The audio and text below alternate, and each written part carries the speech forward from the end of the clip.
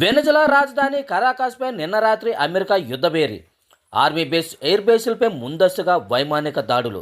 వెనజులాలో ఉన్న 23 రాష్ట్రాలలో 3 రాష్ట్రాలలో 7 చోట్ల ఆధిపత్యపు డ్రోన్లను ఉపయోగించారు. వీటిలో F-22, F-35 లాంటివి వాడారు.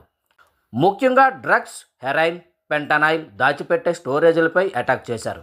అంతేకాదు, వెనజులా దేశ అధ్యక్షుడు నికోలస్ మదురో దంపతులను అమెరికా సాయుధ దళం యుద్ధ నౌకలో తరలించేశారు. వెనజులాలో ఉన్న అతిపెద్ద ఆయిల్ నిల్వలను కూల్చివేసేందుకే అమెరికా ప్రయత్నంగా భావిస్తున్నారు. అందులో భాగంగా 30 బోట్లను కూల్చేశారు.